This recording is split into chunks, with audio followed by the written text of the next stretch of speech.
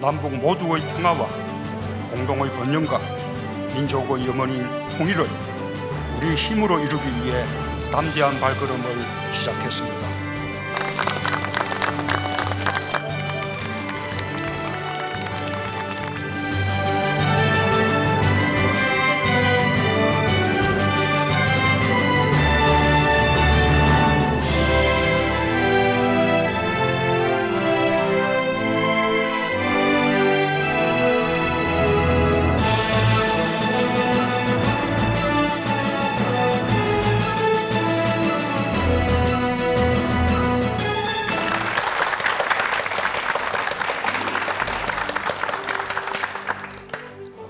네, 광주, 목포, 여수 MBC 특집 4부작 한반도 평화시대 전라도의 길 사회를 맡은 김낙곤 기자입니다. 안녕하십니까, 연빈나입니다. 네, 올해는 전라도라는 이름이 생긴 지 1000년이 되는 해입니다. 네, 맞습니다. 그리고 대륙과 바다로 개방적인 정책을 펼쳤던 고려가 건국한 지 1100년이 되는 해입니다. 우연의 일치인지 한반도에는 평화가, 동북아시아에는 공정과 번영의 새로운 질서가 시작되고 있습니다. 그 변화를 향해 전쟁과 대결로 막혀있던 한반도로 길이 열리고 있고 우리가 살고 있는 전라도도 새로운 기회를 얻게 되지 않을까 하는 기대감이 커지고 있습니다. 네, 저희가 1부와 2부에서는 도울 김용옥 선생의 강의를 통해서 전라도 청년들이 그려나갈 수 있는 상상력에 대한 이야기를 해봤는데요. 이어서 3부에서는 전라도 대륙과 해양을 품고 날다라는 주제로 토론쇼를 펼칠 예정입니다. 네, 먼저 전라도 정도 1000년을 맞아 특별한 분의 메시지가 도착했죠? 네, 격변하는 한반도의 이런 흐름 속에서 중요한 역할을 하고 계신 분인데요. 바로 이낙연 총리의 축하 영상입니다. 전남도지사를 역임하시면서 호남의 미래에 대해서 오랫동안 고민하신 분인데요. 전라도 정도 1000년을 축하하는 메시지를 함께 보겠습니다. 광주, 목포, 여수 MBC가 이렇게 뜻깊은 특집을 함께 기획하고 함께 방송해 주셔서 고맙습니다. 올해는 전라도가 우리 역사에 등장한 지 1000년 되는 해입니다. 한반도가 극도의 군사적 긴장에서 벗어나 항구적 평화를 모색하는 국면으로 급반전한 해이기도 합니다. 지난 1000년 동안 전라도는 새로운 세상을 여는데 앞장서 왔습니다. 안으로는 예술과 학문을 육성하고 밖으로는 중국, 일본과 교류하며 서로를 이롭게 했습니다. 나라가 위태로울 때는 의롭게 일어나 나라를 지켰고 권력이 무도해지면 분연히 맞서 싸웠습니다. 호남이 없으면 나라가 없다는 충무공 이수진 장군의 말씀은 옳았습니다. 지금 한반도의 평화시대가 왔다고 말하기에는 이릅니다. 그러나 한반도의 평화를 정착시키려는 노력이 전례 없이 힘차게 전개되고 일정한 성과를 내고 있는 것도 사실입니다. 늘 새로운 시대를 여는 데 앞장서온 전라도가 이제 한반도 평화를 위해서 무엇을 할 것인가? 그리고 한반도의 항구적 평화를 정착시키려는 지금 전라도는 스스로의 미래를 어떻게 준비할 것인가? 이런 문제에 MBC 3사의 공동기획이 소중한 힌트를 제시하리라 기대합니다. 이제까지 역사의 고비마다 전라도가 올바른 방향을 선도했듯이 한반도 평화 시대도 전라도가 선도해 주기를 바랍니다. 동시에 한반도 평화가 전라도의 새로운 미래를 여는데 기여하기를 소망합니다. 감사합니다.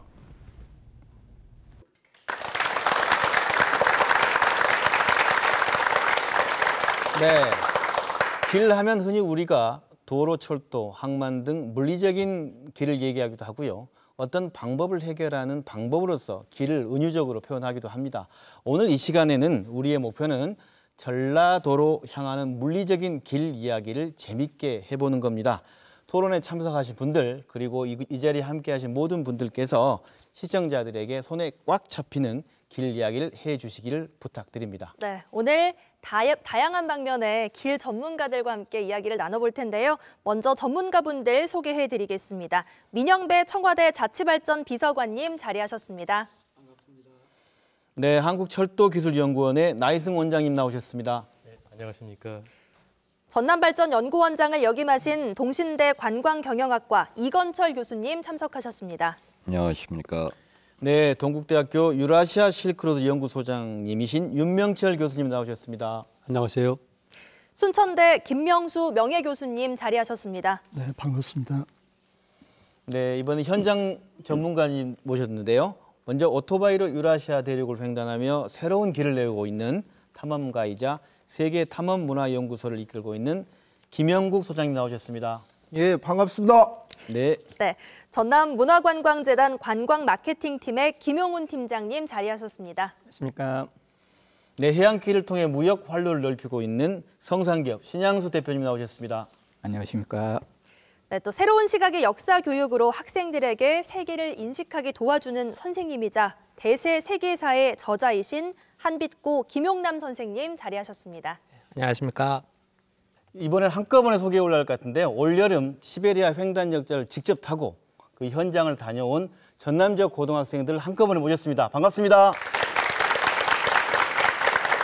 네, 오늘 또 토론을 통해서 이분들의 미래의 길도 설계할 수 있는 시간이 됐으면 좋겠습니다. 국제 청년 평화 그룹과 UN 한국 학생협회 전남지부 등에서 활동하고 있는 광주 청년 활동가 여러분 함께해 주셨습니다.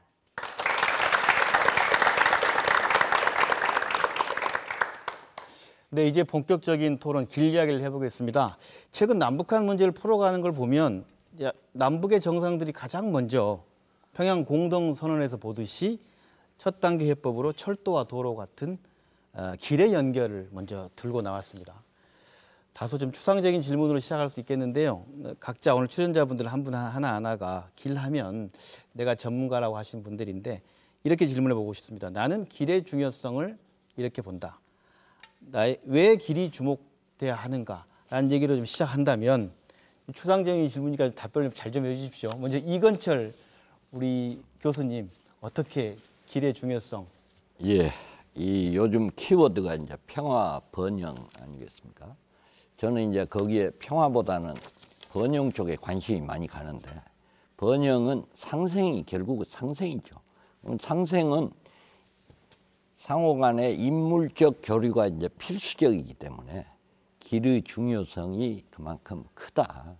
저는 그 신뢰로서 로마 사례를 좀 들고 싶어요. 네. 우리가 통상 모든 길은 로마로 통한다 했는데 로마가 일찍이 제국을 이렇게 제패할 수 있었던 것도 결국은 길에 가장 먼저 선수를 쳤기 때문입니다. 그래서 이제 군대, 군수품 이동을 빠르게 할 수 있었고 반란이 일어나더라도 빨리 가서 진압할 수 있었고 또 더 중요한 것은 그 길이 군사용으로만 이용된 게 아니라 정신 문명의 통로로도 이용이 됐습니다. 네. 길 하면 또 철도길 하면 또 나이승 한국철도기술연구원장님 어떻게 말씀해 주시겠습니까? 방금 말씀하신 것처럼 이제 실크로드, 길 정말 그 인간에게 중요한데요. 인간의 그 삶의 기본 요소가 보통 우리가 의식주 얘기하지 않습니까?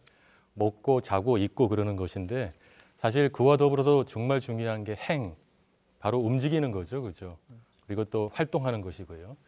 이러한 행을 위해서는 반드시 길이 필요합니다. 그래서 이런 실크로드를 통해서 예전에 서역과 이 중국이 동서가 교역하고 또 찬란한 문명을 꽃피웠지 않습니까? 이번 그 4.27 판문점 선언을 계기로 해서 이번에 경의선, 동해선 철도도로 연결이 다시 시작이 되고 있습니다. 이런 길을 통해서 다시 한번 남북 관계의 어떤 개선을 통해서 남과 북이 함께 잘 사는 그 평화로운 한반도도 만들고요. 또 미래의 우리의 글로벌 경쟁력도 만들면서 실제로 이것들이 다 같이 함께 동북아 지역 전체로 확산할 수 있는 그런 어떤 우리가 그 아태의 어떤 가교 국가로서 정말로 우리가 중요한 역할을 할 수 있는 그런 시점이라고 생각합니다. 그래서 더더욱 길이 중요시 되고 있습니다. 네. 길을 통해서 다시 경쟁력을 확보할 수 있는 시기다 이런 말씀인 것 같은데요. 윤명철 교수님은 어떻게 생각하십니까? 두 분이 벌써 말씀하셔서 제가 드릴 말씀이 별로 없는데 역사학자나 인문학자 입장에서 볼 때 처음에는 마음의 길을 얘기하고 싶고요. 인류 문명에 당면한 문제도 있고 그다음에 제용어로 표현하게 되면은 명확하게 첫 번째 우리는 물류를 얘기하고 있습니다. 옆에 교수님 계시지만 김 교수님 계시지만 그리고 또 하나 인문학자 입장에서 문류란 말을 쓰고 있습니다. 문화의 흐름. 그다음에 세 번째가 인류, 사람의 흐름이 있습니다. 그래서 앞으로 우리가 길을 얘기할 때는 세 가지를 동시에 봐야겠다는 것하고요. 또 한 가지는 또 제 이론입니다만은 보통 길 그러면은 전라도에 도자가 써 있지 않습니까? 그런데 도는 평민적 개념이에요. 그런데 실제로 길은 평민적 개념이 아니었었고요. 그리고 지금 전라도가 추구하고 있는 것도 대륙과 해안과 하늘이거든요. 그 입체입니다. 그래서 제가 일찍부터 주장하고 있습니다만은 망체제라는 이론을 쓰고 있어요. 그래서 저는 망체제로 보고 그랬을 경우에 그것을 굳이 우리 앞뒤에 제 앞뒤에 젊은 사람들이 있는데 그 양반들이 잘 쓰는 네트워크 이론으로 봐야 된다는 것을 말씀드립니다. 그리고 마지막, 지금 해양 전문가도 있고 철도 전문가도 있고 물리 전문가도 있고 다 계신데 제 생각에는 전부 다 유기적으로 보는 이런 역사관과 국가발전 정책이 필요합니다. 그리고 우리 김명수 명예교수님 물류 전문가신데 길에 대한 얘기, 왜 길에 주목해야 되는가? 여기 앞에도 지도가 나와 있기는 합니다만 정치 경제적으로 한반도가 대륙으로 향하는 관문이 될 거다. 이제 그렇게 관문이 되는 이제 길이 열리게 되는 것이고, 또 뒤집어서 보면 태평양과 세계를 나가는 명실상부한 교두보로서 이번에 길이 닦여지고 있고 머지않아 열리게 되면 우리 모두에게 그야말로 평화와 번영의 시대가 이제 머지않아 오지 않을까. 네, 우리 민영배 비서관님 왜 길에 주목해야 되는가 말씀하신다면. 대개 전쟁을 하게 되는 경우는 길이 열리지 않기 때문에, 교류가 이루어지지 않기 때문에 강제로 길을 여서 약탈을 하는 게 전쟁의 과정이거든요. 그래서 이 길을 연다고 하는 것은 평화로 가는 길이고 그 교류를 통해서, 그 길의 교류를 통해서 번영으로 가는 길이죠. 그래서 이제 문재인 정부가 신북방 정책의 비전을 평화와 번영의 북방 경제 공동체 이렇게 삼으면서 부제에 이런 제목을 달아놨습니다. 길을 열면 시대가 열린다. 새로운 시대로 가는 길을 지금 열어가야 되는 그런 아주 역사적인 전환점에 지금 서 있다고 봅니다. 지금 길이 열리고 있다라는 말씀을 해주셨어요. 근데 열리고 있다라는 건 현재는 완전히 열리지 않았다는 말이기도 하잖아요. 네. 그래서 궁금한 점은 현재 우리에게 지금 어떤 한계가 있는지 좀 짚어보면 좋을 것 같거든요. 나희승 원장님부터 먼저 말씀 들어볼게요.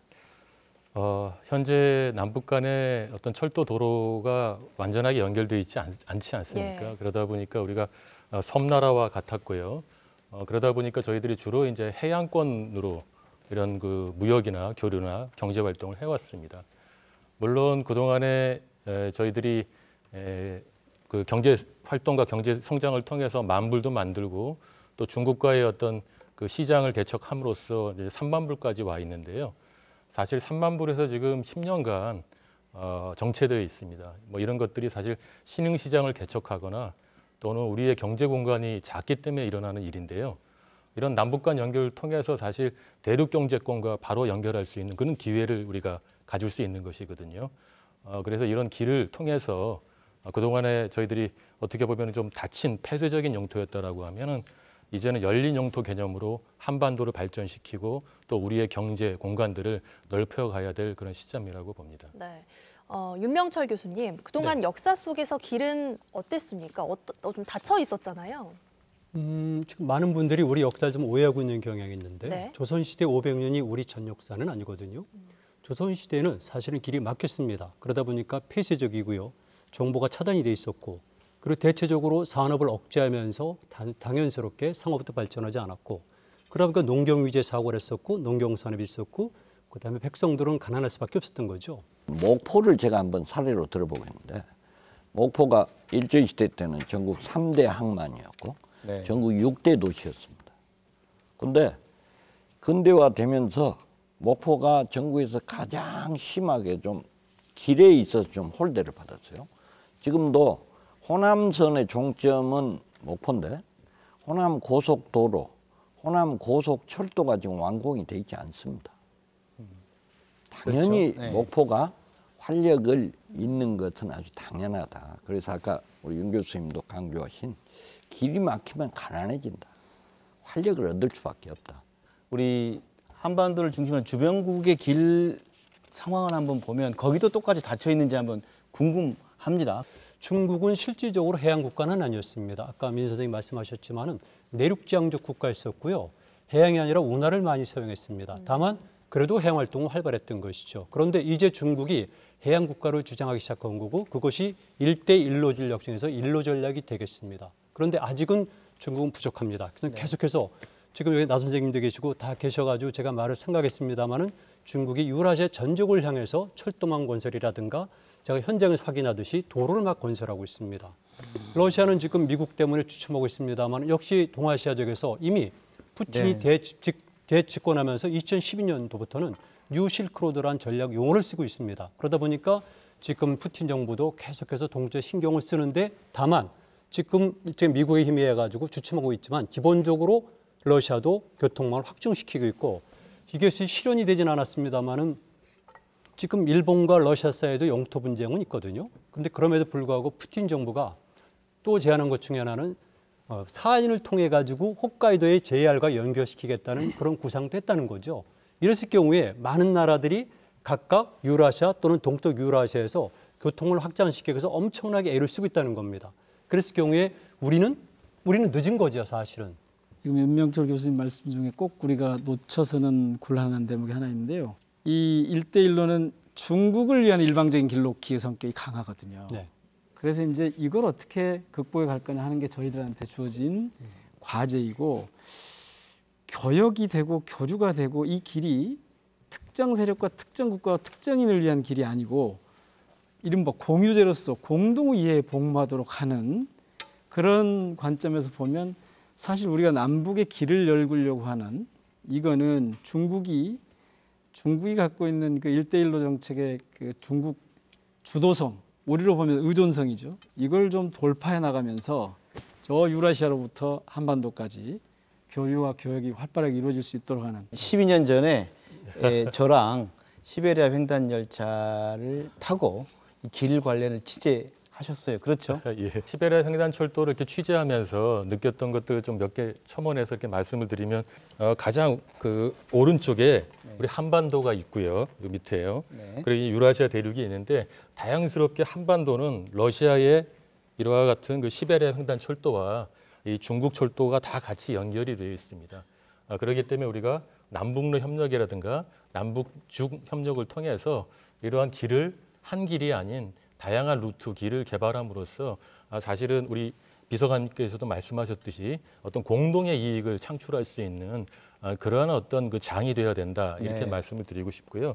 특히 또 시베리아 횡단철도와 함께 또 러시아가 10년 전과 지금과 다른 것이 이 시베리아 횡단철도의 어떤 고속화 작업을 지금 진행을 하고 있습니다. 화물 고속철인데요. 속도를 높이는 점. 맞습니다. 네. 속도를 2배 이상 높이는 거거든요. 네. 지금은 그 블라디보스톡에서 모스크바까지 일주일 만에 가는데요. 네. 2025년에는 그것을 절반으로 단축하는 거죠. 7일 만에 가는 겁니다. 다시 말하면 속도를 2배로 올리는 것이고요. 그렇다고 하면 우리가 한반도 내에서 우리 목포에서 출발해서 저 두만강까지 이제 하루 만에 가는 그런 TKR 1일 프로젝트를 러시아랑 같이 하는 것이죠. 그러면 TKR, TSR 8일 프로젝트를 남북러 간에 하는 그런 새로운 형태의 프로젝트도 만들어낼 수가 있거든요. 특히 이러한 화물 고속철은 이 서방에 있는 물류 기업에서도 굉장히 관심이 많기 때문에 그 전에 우리가 남북러 삼각 협력을 통해서 또 우리 전라도가 먼저 이런 어떤 물류 기업을 육성해서 이러한 어떤 앞으로 미래의 자산들을 선점하는 것도 굉장히 중요하다 이렇게 말씀드릴 수 있습니다. 지금 말씀하신 그 길을 오가며 다양한 경험을 하고 있는 것 같습니다. 모르시는 분들은 모르지만 아시는 분들은 다 아는 거고 그래서 활발히 이어가고 있다는 점이 있는데요. 네, 오토바이로 대륙을 횡단하신 분이 계십니다. 김현국 소장님, 그동안 어떤 길을 다녀오셨나요? 예, 저는 이제 탐험가로서 현재 활동을 하고 있는데 네. 아까 16년 전에 갔다고 하셨나요? 12년 전에. 12년 네. 전에. 저는 이제 25년 전에 예, 좋습니다. 네네. 혼자서 네네. 모토바이크란 이동 수단을 사용해서 시베리아를 횡단을 했습니다. 제가 하는 건 아시안 하이웨이 6호선을 탐험 프로젝트화 하는데 이 말의 의미는 이제 여기 우리가 광주에서 시베리아를 거쳐서 유럽에 이르는 유라시아 대륙 횡단 도로에 대해서 저는 지속적이고 반복적으로 자료를 구축해 오고 있어요. 네. 그래서 1996년과 2014년 그리고 2017년 세 번에 걸쳐서 이 유라시아 대륙을 횡단을 했고 도로에 대한 자료를 구축했습니다. 이러한 행위의 결과로 인해서 현재 이제 대한민국 사람이라면 누구든지 시베리아를 횡단하는데 특별한 차가 아닙니다. 우리가 일상에서 이용하는 운송 수단을 이용해서 한반도로부터 확장된 공간이라고 표현합니다. 저는 유라시아 대륙.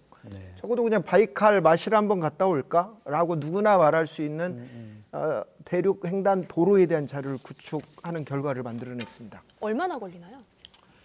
이제 1996년에는 네. 8개월이 걸렸어요. 블라디보스톡에서 모스크바까지.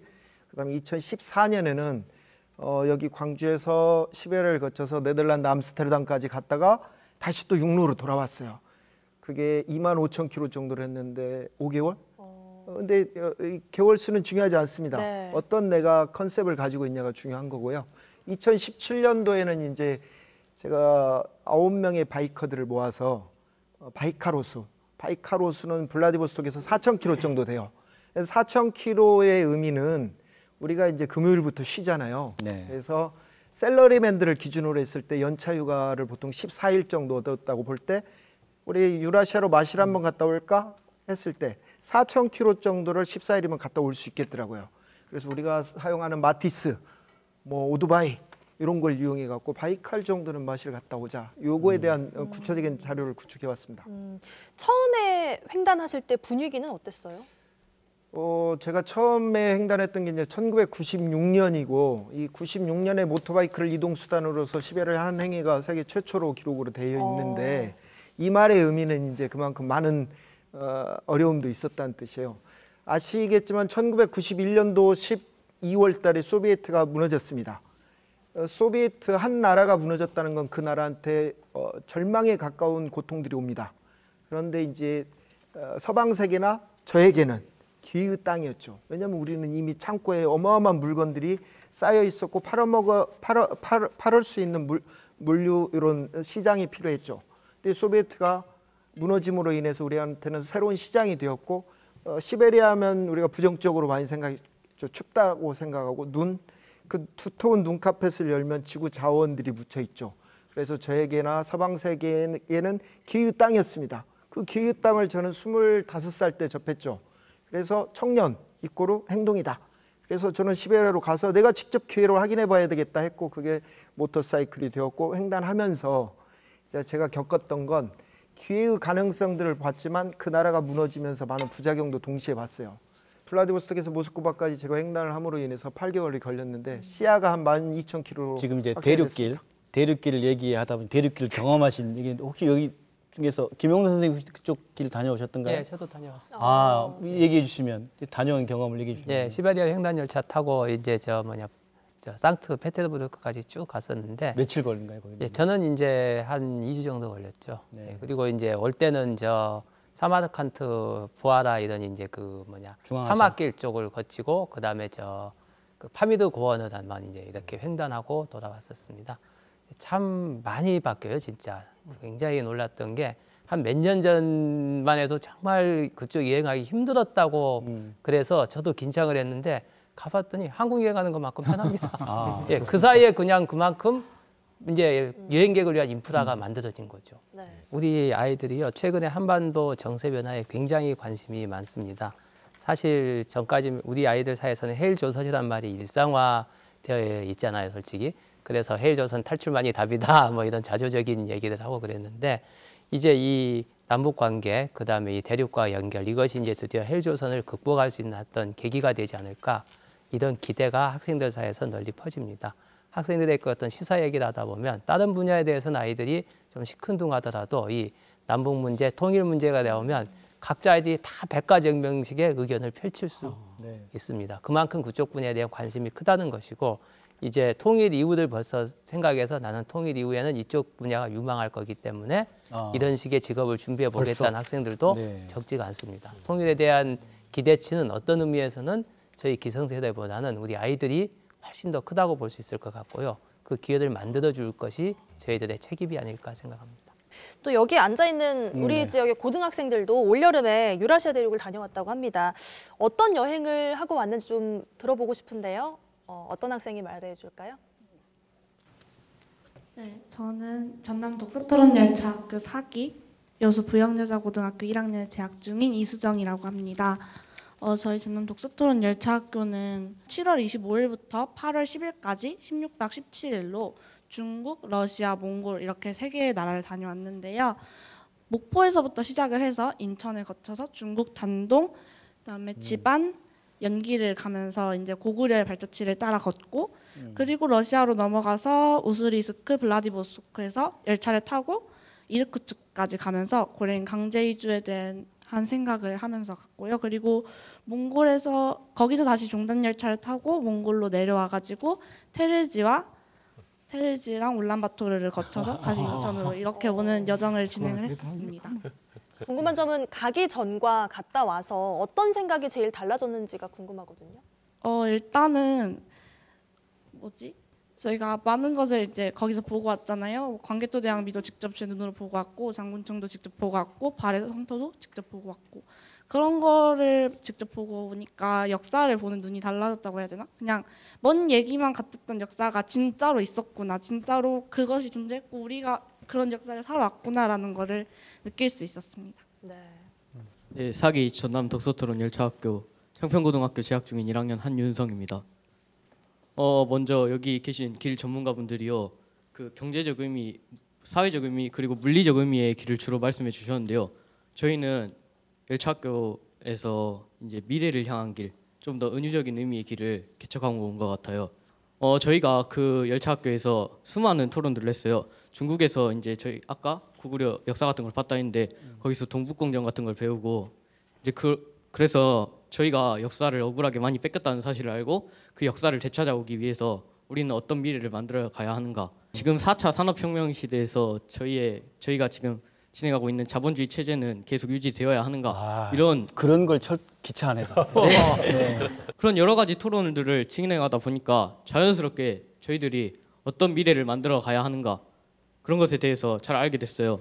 미래 사회를 이끌어가는 인재로서 저희가 그 열차학교 탐방 기간 동안 미래를 향한 길에 발판을 닦고 왔다고 생각합니다. 네. 아이고 박수 쳐야겠네요. 네. 일단 지금까지 얘기를 나눠 보니까 정말 대륙으로 길이 다 열려 있네요.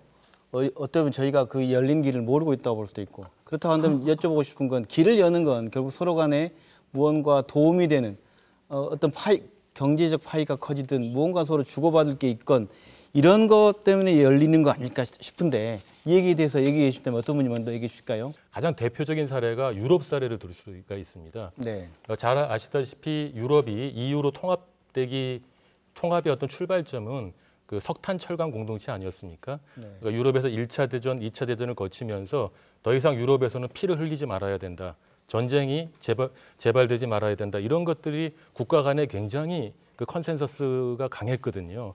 그래서 어떻게 보면 그 독일과 그 프랑스가 중심이 돼서 석탄 철강 공동체로 이렇게 출발을 했지만 사실 90년대 들어서서 마지막 이 EU를 통합하는데 가장 중요한 역할을 했던 건 역시 길이었습니다. 그 중에서도 고속철도였고요.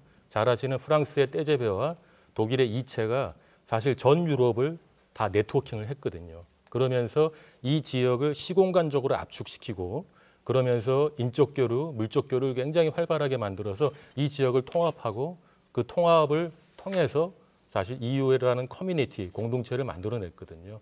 마찬가지입니다. 이 동북아에서도 이런 남북 간의 길을 뚫고 철도를 연결해서 이 동북아 지역에서 평화 번영을 만들어서 결국에는 이 지역의 하나의 경제 공동체를 만들자라는 것이 최근에 그 대통령님께서 말씀하신 그 동아시아 철도 공동체라는 맥을 같이 하는 거거든요. 저는 평화 번영은 저는 직접 범위가 남북한이거든요. 우리 남북이 평화 체제를 구축하고 상생을 해야 됩니다. 번영. 그러기 위해서 가장 중요한 게 TKR입니다. TKR이란 말씀은 한반도 횡단철도. 네. 그다음에 우리가 앞으로 얘기해야 될 TSR나 TCR도 한반도 횡단철도가 안 되면은 무용지물입니다.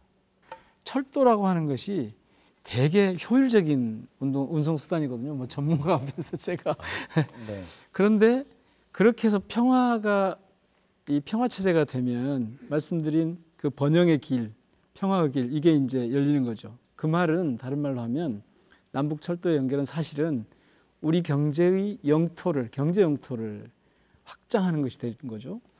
비용은 훨씬 더 줄일 수 있는 거죠. 요즘 표현으로 하자면 이건 혁신 성장의 길을 여는 겁니다.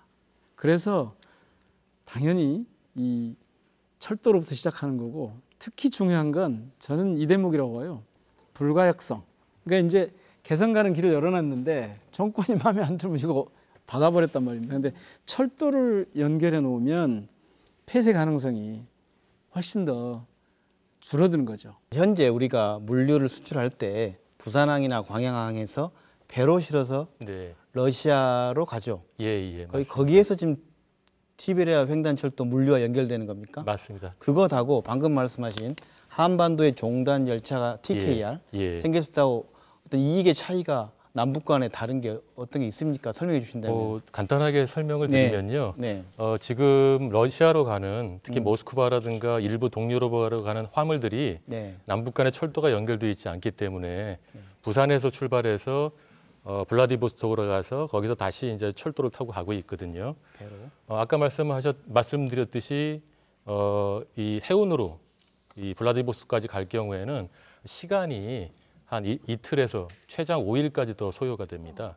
지금 해운으로는 뭐 한 달 내지는 한 달 반 정도 걸리거든요. 그렇지만 이 철도로 이용할 경우에는 14일, 2주면 가능한데 먼 미리 25년 정도, 2025년 되면 7일 만에 가거든요. 그럼 해운에 비해서 운송 기간이 4분의 1로 줄어듭니다. 그래서 이런 어떤 시간 편익이 굉장히 크다라고 말씀을 드리고요. 또 그렇기 때문에 더더욱 지금 우리가 그와 관련된 그런 어떤 많은 그런 협업이 필요하다고 봅니다. 네, 말씀 들어보면 이미 중국과 러시아로도 이미 길이 연결돼 있고, 우리 어떻게 보면 우리가 살고 있는 한반도에만 길이 닫혀 있는 현실인 것 같습니다. 이번에는 이미 철도 연결을 통해 살고 있는 주변국 현지 한번 연결해 보도록 하겠습니다. 안녕하세요. 안녕하세요. 네, 지금 어디에 계신 누구신가요? 저는 중국 중경에서 사업을 하고 있는 신창렬이라고 합니다. 주재원 생활 약 10년, 그다음에 10년 정도의 개인 사업을 하고 있습니다. 전체적으로 한 20년 정도 지금 중국에 거주하고 있습니다. 북경상해, 천진, 광주, 서안, 중국 전역을 상대로 해서 지금 사업을 하고 있습니다. 그렇게 사업하실 정도로 물론 하늘길도 있지만 또 길이 편한가요? 어떻게 되어 있습니까? 그 이전, 그러니까 2008년 북경올림픽 이전에는 대부분 항공으로 이동수단이 항공이었고요. 비행기요? 그 이후에 이제 고속철이 개통이 되고 난 이후부터는 점점 고속철을 이용하는 빈도수가 지금 늘어나고 있는 상황입니다. 하루에 지금 유럽으로 가는 열차 어디로 어떻게 가고 횟수는 어떻게 되나요? 2011년에 중경에서 독일의 뒤스부르크까지는 이미 연결을 했고요. 그 다음에 그 중간중간에 이제 유럽 대륙하고 중국 대륙이 연결이 됐고 도시와 도시 간에 지금 계속해서 연결 중입니다. 현재 2018년 현재 15개국 43개 도시가 연결이 돼 있고요. 네, 그렇군요. 지난달 말 기준으로 해서 2011년부터 지금까지 10,000회 정도 운송한 기록이 되어 있다고 합니다. 네, 중국 정부가 1대1로 사업을 통해서 철도 교통망 연결 확충에 애를 쓰고 있는데 현재 체감하시기에 어떤가요? 네, 특히 중국 서부 지역의 변화가 굉장히 눈에 띕니다. 이전에 접근성이 별로 좋지 않았던 지역인데 철로 등을 놓아서 경제적인 변화가 굉장히 눈에 많이 띄고 있고, 지금 또 최근에 전 지구의 모든 것을 갖다 철도로 연결한다는 원대한 계획을 갖고 있는 것으로 저는 알고 있습니다. 네, 앞으로 남북이 중국과 철도로 연결된다면 어떤 변화가 생길까요? 현지에서 많은 기대가 있습니까? 어떻습니까? 저희가 지금 북쪽을 통하지 않으니까 남쪽은 지금 섬이나 다름이 없는데, 만약에 북을 통해서 중국과 연결이 된다면 지금 어마어마한 내수 시장을 하나 확보한다는 개념이 되겠죠. 그다음에 지금 중국의 기존에 깔려져 있던 25,000km의 고속철도를 이용해서 접근을 한다면 보다 중국의 구석구석까지 세밀하게 접근할 수 있을 것이라고 생각이 됩니다. 앞으로 중국에 대한 연구나 이런 것을 조금만 좀 한다면 좋은 우리한테 좋은 기회들이 많이 펼쳐져서 우리에게 풍요로운 미래가 열릴 것이라고 예상이 됩니다. 네, 중국에 사시면서도 우리나라 걱정 많이 해주십니다. 감사드립니다. 신창현 선생님 고맙습니다. 네, 고맙습니다. 지금 중국 연결해서 현지 교민의 이야기를 들어봤는데요. 사업을 현장에서 하시는 입장에서 대륙길이 열리는 것에 대한 또 기대가 남다르실 것 같거든요. 신양수 대표님 어떻습니까? 여러 가지 저희가 농기계를 만드는 회사거든요.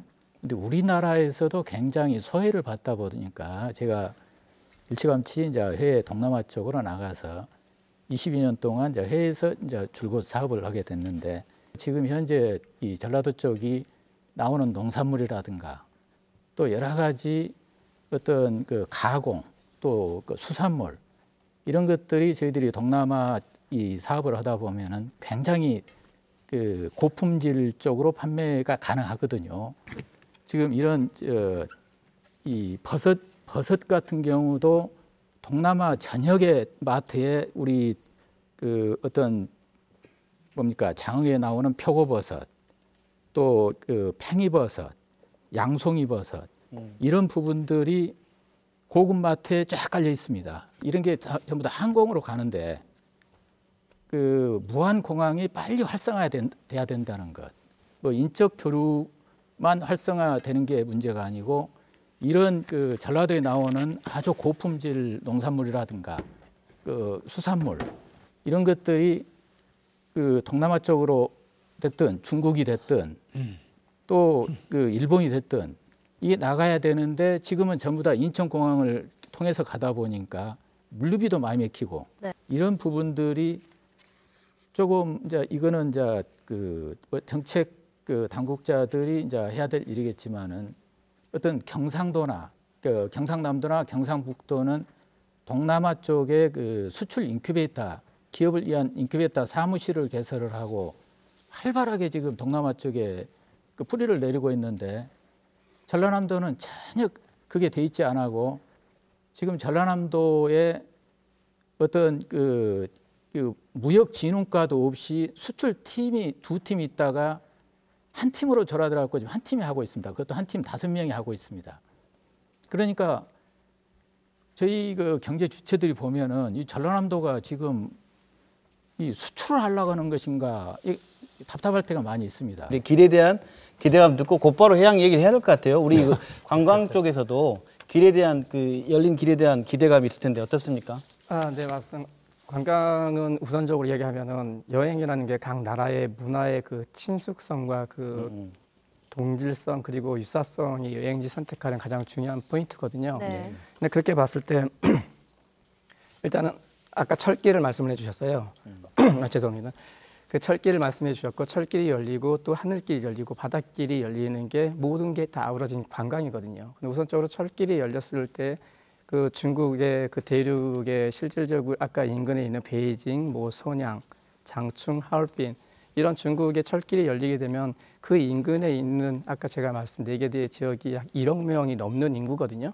그 1억 명의 인구가 열차를 타고 이 한반도 우리 대한민국에 오게 된다면 엄청난 파급 효과가 있겠죠. 그렇죠. 그리고 또 그건 철길 인구고 바닷길은 방금 말씀해 주신 충분하고 하늘길도 제가 조금 이따가 말씀을 드리겠지만 우리의 전라도에게는 2개의 공항이 있지 않습니까? 인터내셔널인 무안공항과 도메스틱이긴 하지만 광주공항이 있지 않습니까? 충분하게 그런 인프라는 기존에 갖춰 있다고 보는 거고요. 또 한 가지 말씀드리자면 중국 잠깐 좀 말씀을 좀 더 드리겠습니다. 중국 같은 경우에는 그 인구가 약 13억 5천 정도라고 이야기를 했을 때 대부분이 밀레니엄 세대라고 이야기하지 않습니까? 중국 밀레니엄 세대가 18세부터 34세에 이르는데 보통 중국이 1년에 16년도 해외 여행하였던 인구가 약 1억 2천 2만 건 정도 되거든요. 1억 2천 2만 건이면 우리나라 인구가 2번이나 더 나가고도 남는 여행 건수입니다. 그 금액으로 따져볼까요, 한번? 약 1억 2천 2만 만 병이 나갔을 때 금액으로 환산하면 약 2,610억 달러 하나로 따지면 약 대략 한 300조 정도 되겠네요. 경제적 가치도 어마무지한 관광 산업이 될 수 있다는 거죠. 그 관광과 관련해서 말씀하시고 해양과 관련해서 말씀하셨는데 네. 관광이 지금 우리가 외쳐온 지가 지금 수십 년입니다. 그런데 수용태세를 그러니까 오도록 그러니까 당나귀를 물가로 끌고 갈 수는 있으나 억지로 물을 먹이지는 못하지요. 수용태세가 더 있지 않는데 관광객이 됐든 누가 됐든 오기가 어려운 거죠.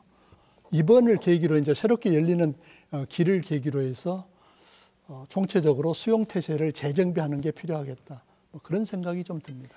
지금 우리가 대륙길을 얘기했는데 그 나이슨 그 원장님 있지 않습니까? 그 뭐 포항, 광양항 이런데 그 거기까지 철도가 오는 거고 항만과 철도는 서로 분리되어 있는 바닷길과 대륙길은 분리되어 있는 개념이 아닌 거죠? 어떻습니까? 예. 어떻게 보면은 이 지도가 이 전 세계 3대 교역권이죠. 우리 아시아, 한반도에는 아시아와 그리고 서쪽에는 EU가 있지 않습니까? 그리고 저 멀리 이 아메리카 대륙, 북미 아메리카 그리고 나프타가 있지 않습니까? 이게 이제 3대 교역권이고 전 세계에서 가장 인적 물적 이동이 활발히 일어나는 지역 아니겠습니까? 재미난 건 뭐냐면은 우리가 지금 철도를 연결하는 것은 대륙으로 나가는 길을 만들고자 하는 게 첫 번째 목표고요. 네. 두 번째 더 중요한 목표는 해양과 대륙을 연결하는 그런 어떤 랜드 브릿지의 역할을 할 수 있는 가교 국가로서의 어떤 그런 그 인프라를 갖추자는 것이 더 큰 목표라고 봅니다. 여기 보시면 재미있는 게 이 아시아와 유로아시아 대륙이라고 하죠. 이 대륙은 어떻게 보면 역삼각형이지 않습니까? 네. 그죠? 역삼각형인데 이 패시픽 림 요거는 어떻게 보면 거의 원형에 가깝거든요. 태평양, 반태평양. 예. 그렇죠. 예. 이러한 그 패시픽 림, 환태평양과 역삼각형의 유라시아 대륙의 바로 접점에 있는 것이 바로 우리 한반도입니다. 그러니까 어떻게 보면 우리 옛날 당군 할아버지께서 그 최고의 땅을 물려주신 것 같아요. 선견지명이 있으셔서. 그래서 이런 철도 대륙을 연결하는 것도 1차적으로 중요하지만 더 큰 목표는 어떻게 보면 패시픽 림 국가들과 이 해양을 같이 이렇게 그 효율적으로 연결해 줄 건가 이것이 굉장히 중요하고요. 여기서 보시다시피 아주 그 최적의 포인트에 한반도가 놓여 있고요. 특히나 이러한 위치에서는 이 그 중개무역이라고 하죠. 이런 것들을 할 수 있는 그리고 다양한 형태의 비즈니스를 할 수 있는 아주 좋은 어떤 그런 어떤 입지적 조건 이런 것들을 가지고 있습니다. 저는 기본적으로 해륙사관, 해륙교통망을 지향하거든요. 네. 그래서 세계 아니면 동아시아에서의 코어라든가 아니면 물리의 허브라든가 교통의 IC론을 주장해 왔어요. 그런데 오늘 주제를 보게 되면 주로 이제 북한 프로세스 때문에 주로 철도 얘기가 많이 남았는데 기본적으로 해양도 같이 가야 되지만 특히 오늘 주제는 여기는 전라도거든요. 네. 전라도 입장에서 지금 철도와 해양을 놓고 볼 때 해양에 대한 문제가 또 중요하다는 걸 제가 말씀을 드리는 거죠. 네. 그래서 실질적으로 보게 되면은 지금 TSR도 있고 TCR도 있고 TKR도 있고 그런데 일단 전라도 입장에서는 앞으로 장기적으로 볼 때는 모르겠지만 당장의 입장에서는 지금 철도라 직접 연결시킨다는 것은 시간적 여유가 필요한 거죠. 그런데 유독 이상하게도 우리나라의 전해안을 놓고 볼 때 경기도의 평택이라든가 아니면 충청도의 당진 그리고 부산 심지어는 지금 동해안까지 발전하고 있는데 유독 전라도만 이게 특별한 시설이 없는 거죠. 그래서 광양만 있다고 그러지만은 앞으로 지금 현 정부가 추진하는 것도 신북방 정책과 함께 신남방 정책이거든요. 이걸 다른 말로 표현하게 되면 시진핑이가 추진했던 1대1로 전략입니다. 그들은 해륙 동시로 가고 있는데 우리가 신북방 정책과 함께 신남방 정책 그런다면은 신남방 정책의 거점지가 어디일까? 이거는 제 관점에서 보면 역사적으로 봐도 그렇고 그리고 실질적으로 봐도 그렇고 이 전라남도 지역이라는 거죠. 그런 의미에서 전라남도의 발전적은 대륙과 해양을 품고 날다 그랬을 경우에 해양에 대한 것도 깊이 생각해야 되는 걸 말씀을 드리겠습니다. 네, 우리가 해양길을 이야기할 때 환황해권이라고 하죠. 중국의 동쪽과 그리고 우리나라의 서쪽을 말하는 그 환황해권을 빼놓을 수 없을 것 같은데요. 윤명철 교수님이 해주실 이야기가 있으실 것 같습니다. 환황해권이란 말씀하셨잖아요. 네. 근데 전라남도에 관한 황해만 가지고는 되는 것이 아닙니다. 황해는 정확하게 말씀드려가지고 중국의 동해를 얘기하고 북해를 합친 건데 상해만까지는 보통 황해라고 얘기를 하고 있고요. 상해만부터 이남해가지고 하이난까지 해남도까지는 거기는 동해입니다. 동중국해입니다. 그런데 전라도와 연결되는 곳은 어디인가? 당연히 오늘날의 절강성에 해당하는 겁니다. 영파, 영파파대 주산군도. 주산군도는 지금 중국이 추진한 일로 전략의 새로운 거점 지역으로 부상해서 전라남도가 모델로 삼아야 될 만큼 엄청나게 발전하고 있습니다. 네. 환경도 유사하지만. 그랬을 경우에 앞으로 전라남도에서 또는 전라도에서 발전 전략을 짤 때는 환항해란 말과 함께 동중국해도 같이 집어넣는다는 것이 사실에도 맞고 또 한 가지는 역사적 배경에도 맞는다는 것이죠. 인식의 확장을 위해서 전라남도와 많이 연결된 것은 동중국해다. 장보고가 바로 그런 예거든요. 황해와 함께 동중국해. 이런 말씀을 드리고요. 동중국해까지 말씀하셨는데 우리가 이제 80년대 후반 서해안 시대를 참 썼죠. 그 말씀을. 네. 선포를 했었죠. 네. 우리 노태우 대통령 시절입니다. 네. 그때 우리 지역에서는 굉장히 기대를 많이 했습니다. 그리고 그때는 이 한중 수교되기 전임에도 많은 전문가들이 서해안 시대 했거든요.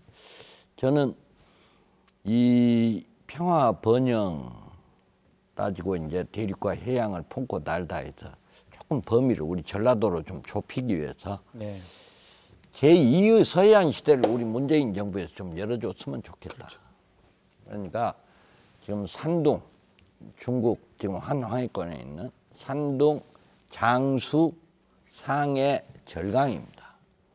중국의 상해를 빼고라도 그 지역은 우리 아주 지근거리에 있을 뿐만 아니라 인구 규모가 지금 2억 4천입니다. 그 세계 성만 하더라도. 네. 그리고 이 주민소득 그다음에 경제 활력에 있어서 22개 일반 성 가운데 가장 상위 클래스에 있습니다. 광동성 빼고는 그 세 개 성이 가장 높기 때문에 이제 우리 서해 연안, 이제 북한까지 포함한 개념입니다. 저 신의주부터 목포까지 그 우리 서해 연안하고 중국에 적어도 최소 저 밑에 교수님 말씀하신 동중국까지 안 가더라도 그 세계 성만 하더라도 2억 4천이기 때문에 충분히 환황의 경제권.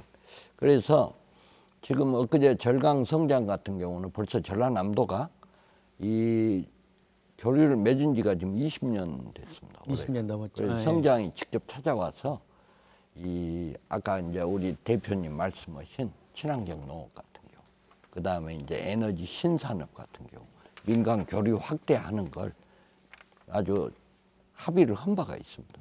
그리고 이제 산둥성 같은 데는 이다이루 1대1로 구상이 발표되자마자 가장 그 산둥성이 주장했던 게 중한 경제 합작구 조성 구상을 밝힌 바가 있습니다. 네. 그만큼 칭다오 중심으로 해서 한국과의 교류가 가장 빨리 시작된 곳이거든요. 그래서 저는 우리 이제 언론에서도 그런 쪽에 좀 신경 좀 써요. 특히 우리 비서관님 제2의 서해안 시대를 한번 전라도민의 입장에서 간절히 좀 바람하지 않습니다. 제가 그 연계해서 한 가지만 말씀을 드리겠습니다. 노무현 정부 시절에 동북아 시대위원회라고 하는 게 있었습니다. 제가 거기에 이제 대통령 직속으로 저도 그 위원이었습니다. 네. 그때 인천공항을 동북아 허브공항으로 만들겠다고 그래서 지금 자리를 잡았습니다. 네. 동북아 물류 중심 국가를 만들겠다고 대통령께서 노무현 대통령께서 강력하게 추진을 해서 그때 이제 남북 관계가 비교적 좋았고 뭐 DSR이나 TCR이 그때 아주 본격적으로 거론이 되어졌었죠. 근데 이제 그 다음에 우리가 잃어버린 9년이라고 요즘에 얘기를 합니다만은 소위 정부가 들어서서 남북 관계가 경색되면서 이 물류 산업이라고 하는 게 그 동북아 물류 중심 국가를 주창하게 된 게 뭐냐면 중국이 창출하는 부가가치를 우리가 흡수할 수 있는 전략이었기 때문에 그렇습니다. 그렇기 때문에 지금도 마찬가지로 환황해권이 뭐 어디까지를 포함하든 그거는 뭐 우리가 하기에 따라서 얼마든지 넓어질 수가 있기 때문에 결국은 우리가 이 중국이 창출하는 부가가치를 흡수할 수 있는 내부적인 기반을 다지고 조성하는 것이 굉장히 중요하다. 예를 들면 환황해권은 뭐 굉장한 잠재력을 가지고 있다. 뭐 이렇게 말씀드릴 수 있습니다. 네, 김용훈 팀장님 하실 말씀 있으시다고요? 이렇게 보시면 될 것 같습니다. 전라도의 가장 대표적인 항이 세 개 항이 있지 않습니까? 크루즈 전용항인 여수항이 있고 물류의 중심인 광양항이 있고 목포항이 있지 않습니까? 그러면 그 실질적으로 이렇게 남북이 분단을 인해 가지고 바닷길에 무슨 상관이냐고 하겠지만 실질적인 크루즈를 갖고 이야기를 한번 해보겠습니다. 2019년도에 들어올 아자마라 갖고 좀 말씀을 드리겠습니다. 이 아자마라 같은 경우는 월드 크루즈인데 출발지가 모항지가 미국의 마이애미입니다.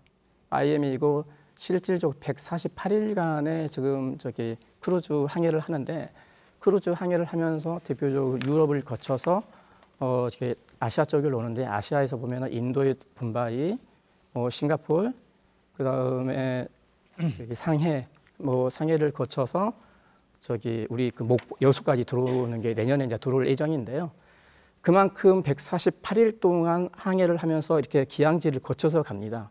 그러면 만약에 우리 여수항에 오게 되면 오랜 항해를 하기 때문에 뭐가 필요할 거예요? 기본적으로 유류라든지 아까 우리 대표님 이야기하셨던 전라도에 청정한 음식이 많이 있지 않습니까? 그것은 케이터링을 삼을 수도 있고 중간중간에 그런 산업을 우리가 충분하게 갖춰진다면 전라도는 아까 교수님이 말씀하신 변방이 아니라 항상 새로 거듭나는 새로운 곳이 될 수 있다는 겁니다. 이 지도를 보시다시피 이게 겐팅 크루즈 라인입니다. 지금 현재 디스티네이션 아이터널이라고 나와 있는데 지금 이곳이 대한민국이거든요. 대한민국 보면 이 중심에 보면 빨간색 라인이 있습니다. 이 색깔별로 크루즈의 크기에 따라서 바뀔 수가 있는 건데요. 보면은 이 빨간색 라인이 스타크루즈 라인입니다. 그만큼 스타크루즈는 아시아 쪽에 많이 몰려 있는 거죠. 지금 여기서 두 가지를 보여드리고 싶은데 이 라인들이 전부 다 크루즈 라인인 거고요. 중심에 있는 거고 여기에서 조금 더 이 아시아 권역을 좀 확대해 본 지도를 좀 보여드리겠습니다. 아까 제가 말씀드렸던 것처럼 그 실질적인 대한민국 여기 있는데요. 모든 라인이 실질적으로 지금까지의 여수항에 들어온 크루즈 라인은 대부분이 현재까지는 대만에서 출발을 합니다. 대만 출발해서 이렇게 상하이에서 출발하게 되면은 보통 시간이 오래 걸리기 때문에 대만에서 많이 출발을 하게 되고 만약에 아까 통일이 된다면 우리가 목포이지 않습니까? 목포에서 지금까지는 인천만 갔는데 인천이 아니라 이 크루즈는 연안을 타고 가는 게 가장 핵심이거든요. 그래서 통일이 됐을 경우는 이 인천을 통해서 이렇게 신의주 거쳐서 이렇게 대련 거쳐서 이렇게 쭉 하게 된다면 충분하게 해양의 길이 열린과 동시에 중심이 될 수 있고 여러 산업이 크게 발전할 수 있을 거고 더욱더 전라도가 그만큼 여수항이 기항지이자 모항지로 발전이 된다면 양질의 젊은 청년들이 모여들 것이고 여러 산업이 발전될 수 있는 기착점이 되지 않겠나라고 이렇게 긍정적으로 생각을 해보고 있습니다. 네, 그렇죠? 저희 일자리 이야기가 지금 나오고 있으니까요. 사실 대륙길, 해안길이 지금 가능성에 대한 이야기잖아요. 그러면 이제 앞으로 미래의 길을 열어갈 청년 활동가분들 이야기를 좀 들어보고 싶습니다. 당장에 사실 취업이 가장 고민입니다. 그런데 앞서 말씀드린 것처럼 남도 너무 좁죠. 네. 그래서 이렇게 길이 열리면 더 큰 무대가 열릴 것 같은데요. 어떻게 생각하시는지 한번 말씀 듣고 싶습니다. 누가 말씀해 주실까요? 반갑습니다. 저는 청년문화기획단체 청년박스 대표를 맡고 있는 김민국이라고 합니다. 앞서서 이제 길이 열리게 되면 평화 번영과 이제 앞으로 이제 많은 일자리도 창출되고 또 북한으로부터 이제 많은 또 이제 부가가치도 얻을 수 있다. 그다음에 일자리도 많이 창출될 수 있다라는 이제 이야기는 많이 들었는데요. 정작 저희 청년들의 입장에서는 지금 현재 우리 살고 있는 대한민국에서도 일자리를 얻기가 되게 어려운 상태이고 또 앞으로 통일이 되었을 때에 길이 열린다 하더라도 청년들이 그럼 구체적으로 어떤 걸 할 수 있을까에 대해서 알지 못하기 때문에 많은 그런 불안감을 가지고 있습니다. 그래서 전라도 지금 광주에서 살고 있는 청년 입장으로서 이제 많은 길이 열리게 되면 앞으로 이제 많은 사람들이 광주로도 이제 올 수 있는 이제 기회가 열리게 되는 건데 광주 청년으로서 그럼 이 길의 주인이 되기 위해서 어떠한 준비를 해야 되는지 이제 궁금합니다. 네, 이번 질문은 김현국 소장님께서 좀 답변해 주실까요? 청년들의 이야기다 보니. 예, 그러니까 이제 저는 이렇게 말씀하시는 게 남북 화해 협력 시대를 맞이해서 앞으로 나올 수 있는 가능성들이죠. 이 관점에서 봤을 때 저는 이미 시장의 상황은 통일이 됐다라고 표현을 해요. 이미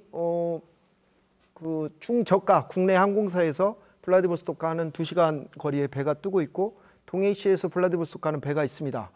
그리고 평일에도 대한민국의 시민들이 블라디보스토크 가서 시베리아 횡단 열차를 타기 위해서 줄 서 있습니다. 바이칼 호수는 우리 역사에 관심 있는 사람들이 거기도 줄 서 있어요. 이미 저한테는 다 ing인 얘기예요. 여기서 나온 얘기는 기대감들이지만 그래서 약간 좀 슬픈 부분이 있습니다. 시장의 현장에서 뛰어온 사람으로서. 네. 그래서 그 대륙 횡단 도로에서 만나는 현재의 얘기들은 이렇습니다. 러시아 횡단 도로가 만들어지면서 차량의 이동이 많아졌어요. 그러면 차량들도 밥을 먹어야 되겠죠. 주유소가 생겨요. 휴게소가 또 생깁니다. 대륙에서는 400km는 옆이라고 표현하기 때문에 숙소도 생깁니다. 또 자동차 정비를 위한 복합시설들이 생겨요.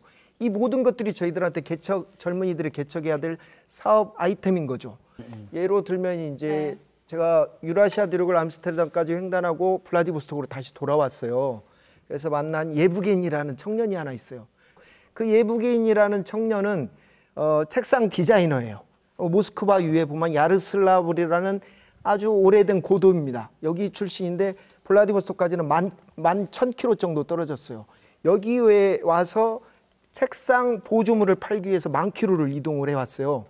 그 친구는 책상 보조물에 대한 재료는 중국 광동성에서 인터넷을 통해서 또 모바일로 결제를 해가지고 재료를 구입을 합니다. 그래서 조립을 해서 그 친구는 그 제품을 오프라인으로 블라디보스톡과 중국과 일본과 한국을 자기가 오프라인 상에서 공격 대상으로 잡고 영업을 하러 10,000km를 이동했어요. 네. 이런 얘기들이 앞으로 일어날 일이 아니라 현재 러시아에서 예, 네. 또 독일 젊은이는 자전거로 시베리아를 횡단하죠. 이 얘기들이 나중에 게임이 되고 인터넷 모바일 컨텐츠가 됐을 때 얼마나 현장에 뛰었던 젊은이들이 그 얘기가 촘촘해지고 영상들이 재밌어질까라고 기대를 하는 거죠. 지금까지 그 얘기를 들어보면 결국 대륙길, 이미 열려있는 대륙길도 이미 열려있고 또 앞으로 해안길이 굉장히 중요한데 좀 더 정부나 차원에서 신경 써줘야 된다. 중요하다는 얘기를 했습니다. 결국 이야기를 우리가 지금까지 쭉 해온 것은 평화 속에서 열린 길, 거기에서 우리 전라도의 길을 찾기 위한 오늘 토론의 자리인 것 같습니다. 다시 길 얘기로 돌아가서 아까 처음에 좀 얘기하셨지만 전라도가 갖고 있는 그 지정학적인, 지리학적인 길에서의 이점이랄까요?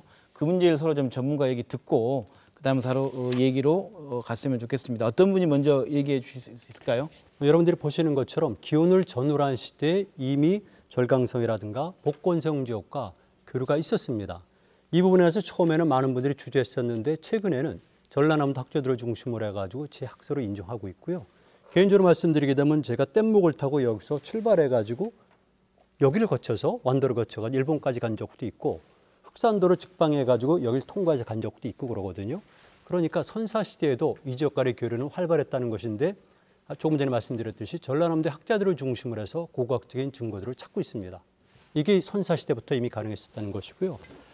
이게 지금 백제의 항로도가 되겠습니다. 백제 항로도는 일반적으로 지금 평택이라든가 당진이라든가 이런 지역에서 많이 활용하고 있는데 다만 전라도가 활용을 못하고 있는 겁니다. 역사적 정당성으로 볼 때 전라남도 지역이 백제인들이 중국의 강남 지역이라든가 일본 열도로 진출하는 데도 중요한 거점 지역이었다. 이걸 제가 말씀을 드리고요. 그다음에 이제 여러분들이 관심 가지고 있는 것이 결국은 장보고 문제가 아니겠습니까? 네. 장보고는 여러분 아시겠지만 현재 완도군을 청해진으로 보고 있습니다. 그랬을 경우에 이 시대가 우리 역사상에서는 굉장히 활발한 시대였었는데 여러분들이 보시는 것처럼 장보고 선단을 비롯한 범신라인들은 즉 제당 신라인들, 본국 신라인들, 일본에 있었던 제신라인들은 유기적 관계를 맺으면서 네트워크 시스템이죠. 그러면서 이렇게 활동을 했었는데 보시는 것처럼 중국의 산동성, 절강성, 그리고 현재 전라남도 지역, 그리고 일본 열도로 가거나 울산으로 가거나 아니면 북쪽으로 올라갔다는 겁니다. 지금 전라도란 말이 생겼다는 것을 지금 기념하는 자리가 아니겠습니까? 네, 그랬을 경우에 전라도라는 것은 결국은 고려 건국을 뜻합니다. 고려를 건국한 세력들은 당시 고려, 그다음에 후백제는 전부 다 해양 세력들입니다. 그랬을 경우에 경기만의 왕건 세력과 전라남도에 여기에 있었던 나주시 세력이 연합해서 그 가운데 있었던 후백제의 그리고 이를테면 동진강 금강 세력과 그리고 섬쟁명 세력이 연합한 거거든요. 그런데 그 위에 보시면 알겠지만은 당시 고려인들의 무역망은 여러분들 알고 있는 것처럼 중국에서 동남아시아를 거쳐서 인도의 마팔국을 거쳐서 오늘날의 아라비아까지 무역망이 설정이 된 겁니다. 그러다 보니까 당시 고려에 쓰였던 개경에는 예를 들면 교지국, 베트남 사람들 또는 샴, 태국 사람들, 마팔국, 인도 사람들 그리고 아라비아 상인들도 개경에 거주하고 있었다는 것이죠. 이런 의미에서 볼 때 이 모든 것이 통과하는 것은 여러분들이 보시는 것처럼 바로 이 지역입니다. 그리고 여기서 똑같이 일본 열도로 갈 때도 장보고 선단이 활용했던 항로는 바로 여길 통과해가지고 이를테면 한반도의 서남해안이라든가 제주도를 우측으로 보면서 일본 열도 북부에 도착, 큐슈 북부에 도착하는 겁니다. 역사적인 정당성을 놓고 볼 때 이 지역은 그만큼 해양 활동이 활발했고 해양 활동 활발했을 때 그 나라가 발전했었는데 다만 조선시대 이후에 여기에 해양적 가치를 상실하게 되고 그리고 지금 저는 경기도 사람으로서 말씀드리는 건데 전라도에 계신 분들이 그동안 이 전라도의 해양 전략적 가치를 잘 인식하지 못한 상태에서 이를테면 정책을 위반한다거나 아니면 해양에 대한 관심이 적었다는 것을 저는 이 자리에서 말씀드리고 싶습니다. 저는 전라남도에 대한 애정이 깊으셔서 전라남도 분이신 줄 알았어요. 아닙니다. 네, 이어서 말씀 혹시 해주실 분 계신가요? 네, 잠깐 이게 소개를 하면 아까 환동의 경제벨트, 환황의 경제벨트 얘기 많이 나오지 않았습니까? 네. 여기에 보시면 우리 목포와 광주가 출발점인 이 환황의 경제벨트가 있습니다. 이 얘기는 뭐냐면은 2000년 6.15 공동선언 때 했었던 그런 6.15 3대 경협 사업을 이제는 남북 간 접경지역 DMZ터서뿐만 아니라 이제는 평양과 신의주까지 그리고 중국까지 연계하는 그런 다양한 형태의 비즈니스를 하자는 거거든요. 그리고 이런 비즈니스를 하려면 사실은 오늘 주제인 접근성, 길이, 새로운 길이 굉장히 중요합니다. 그래서 이번 정부에서도 경의선, 동해선에 다시 재연결, 그리고 현대화 이런 얘기들이 계속 나오는 거 아니겠습니까? 특히나 이 환환경 경제권은 잠깐 소개하면은 인구가 약 6억 명에 달합니다.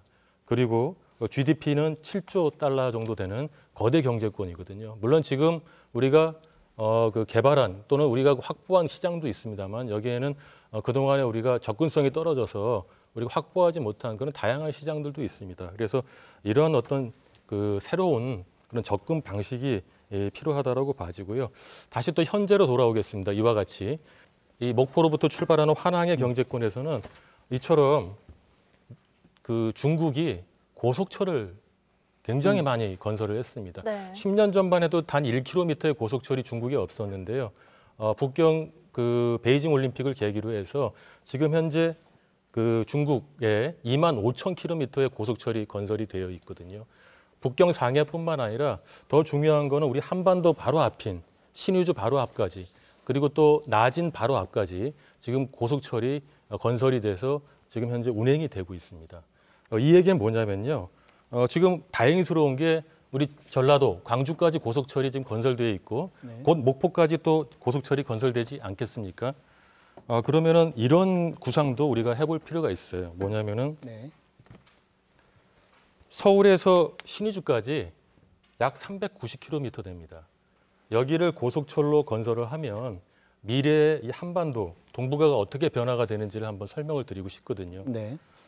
서울에서 평양 1시간, 평양에서 신의주 1시간, 그 신의주에서 심양까지 1시간이 걸립니다.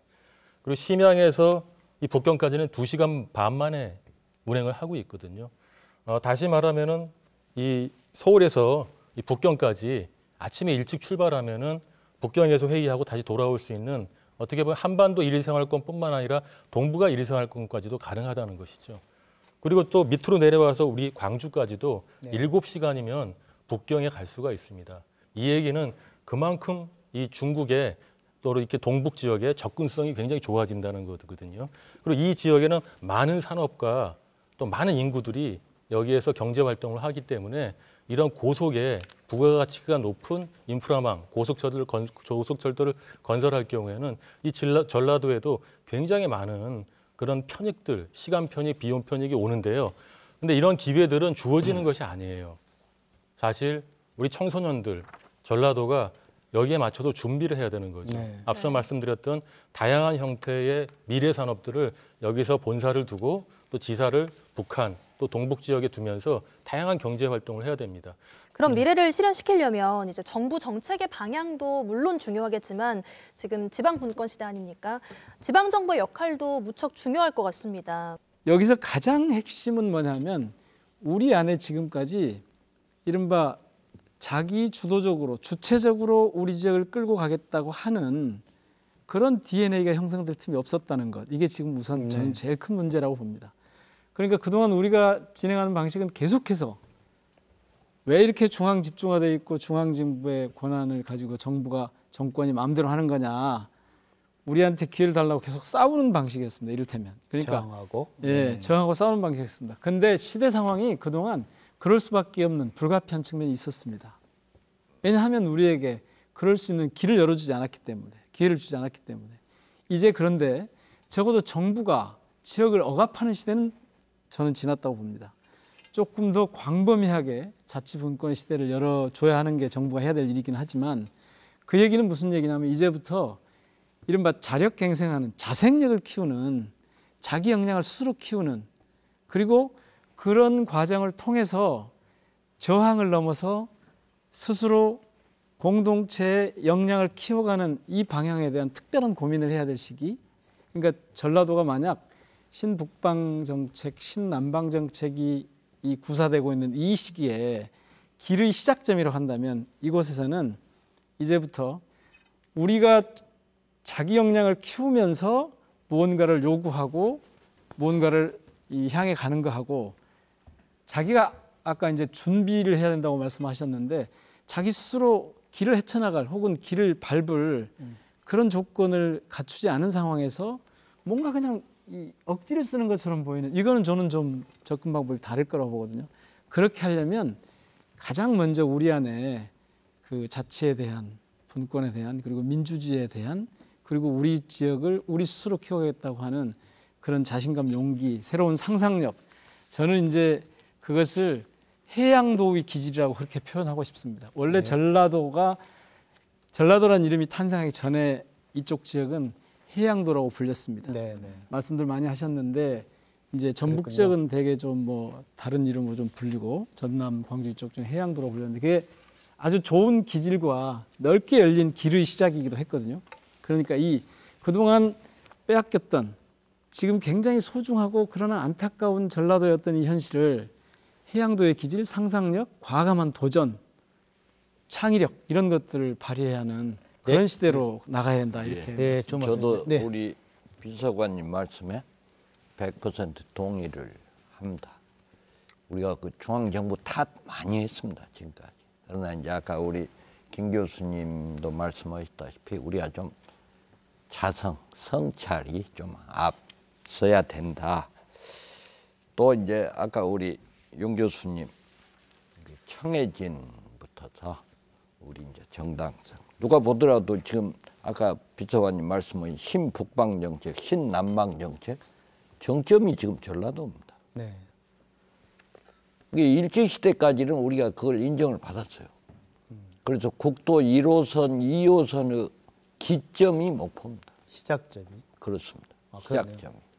근데 이제 우리가 산업화 이후에 그래서 저는 이제 지금 우리 그러한 자생력 이기 일거에 빠르게 좀 달라질 수 없다. 우리 지금 신남방 정책, 신북방 정책 이 토론에 우리 지역에서 지금 광주 MBC가 처음입니다. 다른 지역에서는 여러 차례 있었지만은 우리 지금 광주 MBC가 처음으로 지금 얘기하고 있는 거예요. 이제 그만큼 우리가 지금 자성을 많이 해야 될 문제입니다. 그래서 저는 조심스럽게 아까 철도 문제도 이 TCR, TSR 논하기 전에 TKR부터 좀 얘기를 하자. 사실 그게 출발점이죠. 예, 저는 이것도 그렇습니다. 이것도 우리 전라도 하기 위해서는 남북 평화 번영 못한데 저는 전라도가 남북 관계에 있어서 좋은 기회를 맞이하고 있다고 봅니다.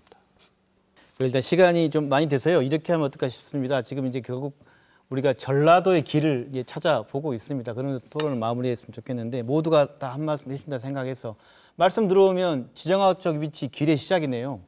가장 중요한 위치에 있고 별로 부족할 것이 없는 곳인데 지금까지 닫힌 곳이었고 또 소외되는 곳이었고 이런 곳인데 이 전라도의 이 중요한 기회에 왔을 때 완성을 위해서 뭐 아까 뭐 하늘길 얘기도 뭐 이런 것들이 좀 보완돼야만 이 전라도의 길이 좀 완성될 것 같다. 각자 생각하시는 거 있으면 돌아가면서 말씀 듣고 토론을 좀 정리하면 어떨까 싶습니다.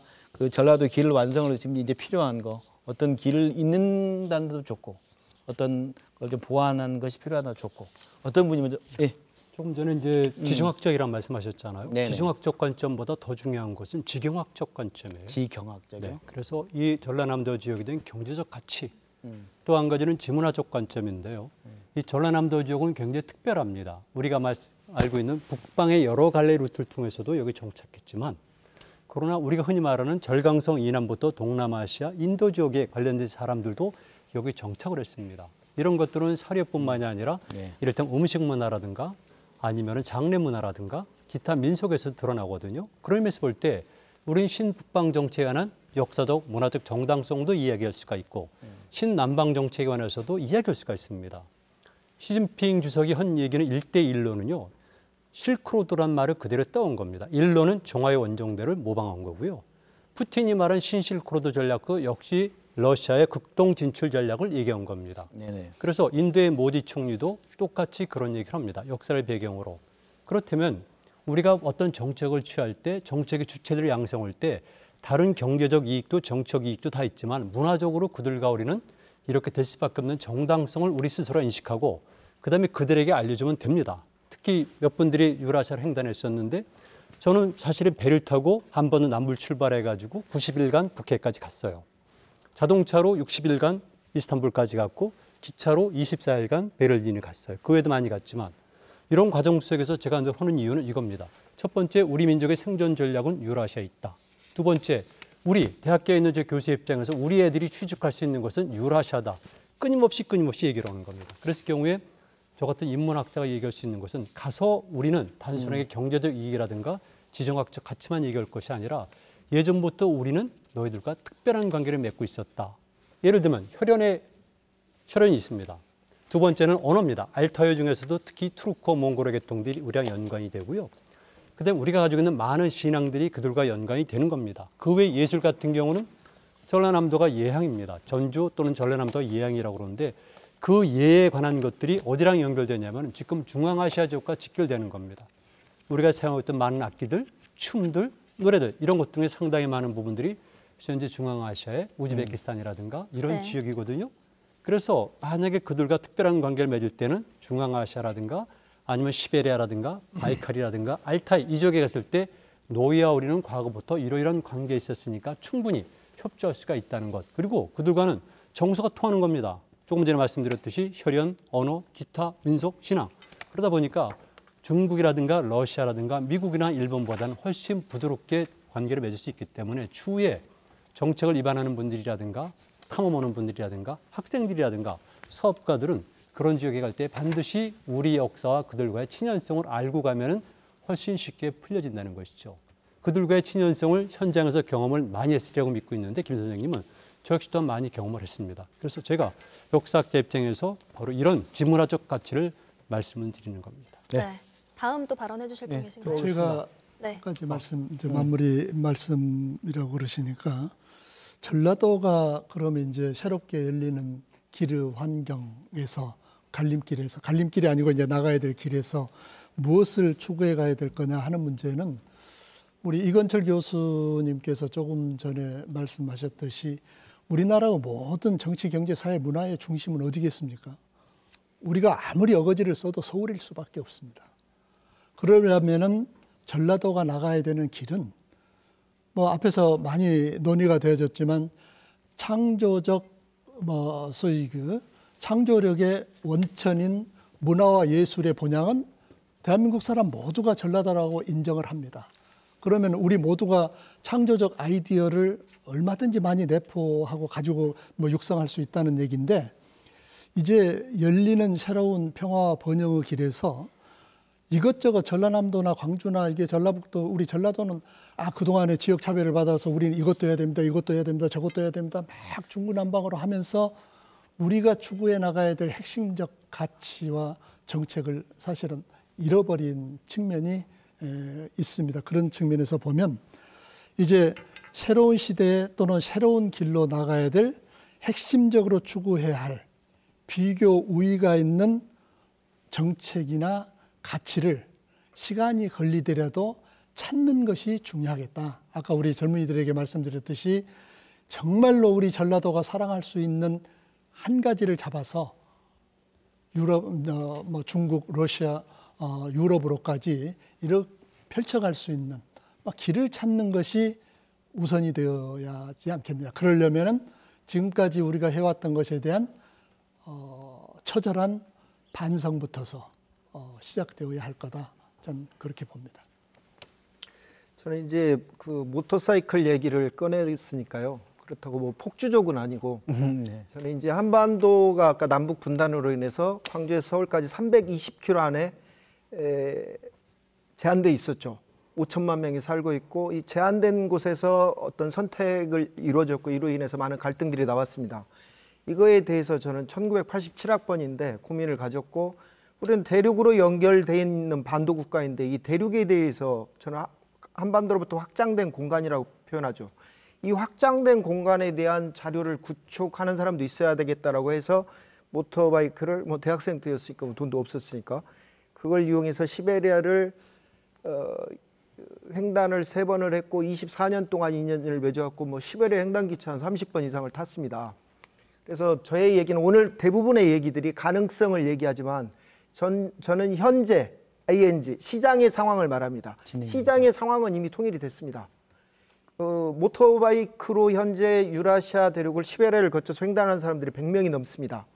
그다음에 온라인상에서 유라시아 대륙에 관심을 갖고 있는 사람들이 수만 명이 회원수가 있습니다. 또 현재 캠핑카 시대가 되었죠. 각 지자체마다 캠핑장 다 만들고 있습니다. 이들의 100%의 꿈이 다 유라시아 대륙의 횡단입니다. 저에게는 이게 저의 수익하고도 연결돼 있죠. 왜냐하면 저는 시베리아를 거쳐서 유럽으로 나가는 길에 대한 전문가이기 때문에 그 길 속에 많은 기후 요소도 있고 위험의 요소도 있습니다. 그거에 대해서 저는 광주에서 암스테르담까지 14,000km인데 30km 위주로 저는 데이터베이스를 다 가지고 있습니다. 그럼에도 불구하고 이 시장은 이제 더 커지는데 현재 우리는 유라시아 시대가 왔다고 하지만 이 많은 바이커족들이 캠핑카들이 블라디보스톡에 도착하자마자 당황을 합니다. 왜? 한국과 러시아는 무비자입니다. 자동차를 가지고 가면 국제운전면허증이 필요합니다. 러시아하고 국제운전면허증으로 통합니다. 하지만 러시아는 시차가 10개 있는 말로만 가능성의 얘기가 아니라 현재에서는 어마어마하게 큰 땅입니다. 그곳에 오지도 있습니다. 그 오지에서 만나는 경찰들한테 국제운전면허증을 냈을 때 100% 잡힙니다. 이유는 유라시아 시대가 왔다 가고 러시아를 중요하게 여기지만 운전면허증이 러시아어가 없어요. 아랍어도 있습니다만. 그래서 저는 이 바이커 여행자들, 캠핑카족들 이 사람들이 저는 민간 외교관이라고 봐요. 모터바이크를 구입해서 유라시아 대륙을 횡단하는데 기본 3천만 원이 필요합니다. 다 자기 자비로 갑니다. 주유소에서 3년을 일하는 젊은이들, 조기 퇴직한 어른들이 내 세상을 앞으로는 살아봐야 되겠다. 뭐 한 60대 안정된 분들은 야, 한 100개 이상 여행 다녀봤는데 내 이제 시베리아 한번 해봐야 되겠다. 카드 한 장 갖고 도전하는 사람들이 있습니다. 이런 사람들이 저는 애국자라고 봅니다. 이 사람들에게 대해서 많은 수없이 구호들이 정책적으로 남발을 해왔지만 현실에서 필요한 사람들에게 저는 아주 조만한 거잖아요. 국제운전면허증에 러시아 편 하나도 붙어있지 않고 나서 수없이 말들이 남발되는 건 저는 문제가 있다고 보고요. 이 얘기가 뭐 제가 왜 이 얘기를 하냐면 제가 전라도 사람이니까 전라도 이꼴 뭐 대한민국이기도 하고 이게 현재의 시장의 상황입니다. 그렇습니다. 네네. 또 어떤 분 얘기 주실까요? 네. 아까 계속해서 이렇게 하늘길, 바다길, 해안길 말씀해 주셨는데요. 실질적으로 이렇게 모든 게 이렇게 시작점이 있다면 끝점이 있는 거지 않습니까? 그러기 위해서는 우리가 시작점이라는 건 누구도 이 자리에 계시는 분들은 부인하지 않을 건 사실이고요. 그렇지만 그 길이 계속해서 이렇게 발전되고 이렇게 많은 사람이 왕래를 하기 위해서는 뭐 경제학적으로 말하자면 수요 공급의 법칙처럼 오는 사람이 있다면 가는 사람도 있어야 되는 거거든요. 그 차원에서 오는 사람과 가는 사람한테 많이 활용하기 위해서는 많이 알려야 된다는 거죠. 지금 오늘 토론하는 장에서도 보면은 그러니까 잘 알려지지 않는 게 뭐냐면 하늘길 중이었었어요. 네. 무안공항을 좀 이야기하다가 후반기에 있다 해서 이렇게 지금 이야기할 기회가 돼서 말씀을 드리는데 네. 네. 무안공항은 실질적으로 아시겠지만 국제선이 27개의 노선이 있어요. 그러니까 여기서 말하는 전기 노선이 8개 노선이 있고 부전기 노선이 9개 노선이 있거든요.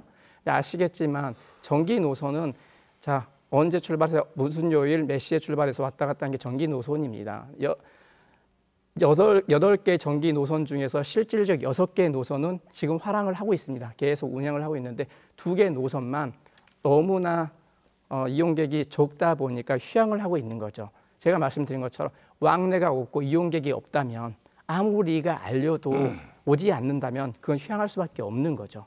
그만큼 많이 알려야 된다는 겁니다. 그래서 실질적으로 전라도가 아까 그 명민나 아나운서께서는 좁다고 했는데 엄청 넓은 땅이에요. 사실 22개 시군이 있는데 엄청 넓은 땅인데 네. 아니, 유라시의 대륙에 비하면 그렇습니다. 네. 맞습니다. 근데 우리가 봤을 때는 좀 큰 땅이고요. 그래서 보면은 그 동쪽 지역과 서쪽 지역을 구분할 수 있는데 서쪽 지역 사람들은 모르기 때문에 노선이 제가 말씀을 드릴 건데요. 저기 정기 노선부터 말씀을 좀 드리겠습니다. 운항이 된 게 상하이, 오사카, 기타 큐슈, 다낭, 방콕, 타이베이 이렇게 운행을 하고 있어요. 그런데 모르기 때문에 사람들이 동쪽에 있으신 여수 이쪽 사람들이 김해공항을 이용을 하고요. 북쪽에 있는 양반들은 인천공항을 이용하고 인천이나 청주공항을 이용하는 거예요. 그러니까 이 노선이 활랑이 되고 있다는 걸 알게 되면 왜 그 먼 데까지 가겠습니까? 아까 우리 대표님도 이야기를 하셨어요. 인천까지 왜 가야 되죠? 가까운 곳에 있는데. 심지어 광주에서 행사가 있는데도 불구하고 외국 바이어들 모시고 오는데 그 노선을 모르더라고요. 알려드렸어요. 그만큼 제가 이 오늘 방송에서 이야기하는 것은 이 방송이 이 전라도 지역이 다 나가게 되면 제발 듣고 무안공항도 활성화시키고 이 전라도 그러니까 세계의 시작점이자 끝점이 우리 전라도를 활성화시키고 하늘길과 바닷길과 철길 모두 활성화시켰으면 좋겠다는 생각이 들어서 이렇게 말씀을 드리고요. 많이 알려줬으면 좋겠습니다. 알겠습니다. 다음 분 또. 거시적인 측면에서는 여러 전문가들이 잘 얘기해 주셨는데요. 저는 좀 교육적인 부분을 좀 얘기를 하고 싶습니다. 저희 한국인들은 흔히 말하는 대로 가장 교육열이 높다고 하잖아요. 그런데 저는 이번에 이 독서 교육, 독서 토론 열차 그 성과에 대해서 하나 얘기를 해주고 싶습니다. 제가 작년에 담임을 맡았던 학생 중에 한 명이 독서 토론 열차에 다녀왔는데요. 그 학생이 올해 여름에 광주 지역 교사들이 그 영국 문학 기행을 갈 때 통역으로서 그 참여를 했습니다. 그러니까 교사를 학생이 인솔한 것이죠. 예, 그런데 이제 그 학생이 그만큼 독서 토론 열차에 참여했던 것이 큰 자기의 성장의 원동력이 되었고 그래서 그런 일을 할 수 있었다고 얘기를 합니다. 저희가 전라도가 발전하기 위해서는 장기적인 측면에서 이 교육의 중요성, 특히 우리 학생들에 대한 적극적인 교육적 투자가 이루어져야 된다고 생각합니다. 제가 유다시아 수십 개국을 여행을 다녀마다 보면 젊은 학생들을 많이 보는데 솔직히 호남 출신이 많이 없습니다. 예, 경제적으로 아무래도 이 수도권이 부유하고 또 저 경상도 쪽이 부유해서인지 그쪽 출신의 젊은이들은 세계를 헤치고 다니는데 호남 쪽은 많이 낙후되어 있습니다. 근데 미래 세상에서는 결국 국가적인 차원도 중요하지만 또 개인적인 차원에서의 네트워크와 경험이 굉장히 중요하다고 보거든요. 그래서 저는 이 전라도 차원에서 정책적으로 학생들에게 어떤 해외여행의 기회를 많이 제공할 필요가 있다고 생각합니다. 저는 이제 개인적으로 저희 학생들에게 굉장히 해외 배낭여행을 강조를 합니다. 그러면 처음에 애들이 막 주저해요. 고등학생이 어떻게 가느냐 해도 준비만 잘하고 계획하면 할 수 있다고 해서 제가 계획을 같이 해주고 방학 때 보냅니다. 고등학생들이 터키, 일본, 대만, 싱가포르, 베트남 2명 정도 짝지어가지고 돌파하고 돌아옵니다. 갔다 오고 나면 애들의 눈빛이 달라져요. 그러고 나서 생각하는 수준이 확 높아집니다. 적어도 가서 배우고 온 게 영어를 배우고 오는 게 아니고 목표의식을 삼고 오는 겁니다. 아, 글로벌한 세상에서 내가 무엇인가를 해봐야 되겠다는 희망을 갖는 거죠. 그 무엇인가는 이제 추후 고민할 문제가 있습니다만 최소한 헬조선이라는 얘기를 하는 게 아니고 무한한 미래 가능성을 확보할 수 있다는 것. 그것이 매우 중요하다고 생각합니다. 여기 있는 젊은 청년들에게 좀 부탁하고 싶습니다. 보다 해외를 적극적으로 나가서 기회를 잡아주시고요. 아울러서 이 기성세대들은 그런 것을 물심양면으로 뒷받침할 수 있다면 전라도의 길이 아주 밝을 거라고 생각합니다. 예, 제가 마무리니까 짧게 말씀. 우리 이제 주제 길, 이 전라도가 기점이자 중심이라는 데 대해서는 오늘 여기 계신 모든 분들이 동의를 해 주신 것 같습니다.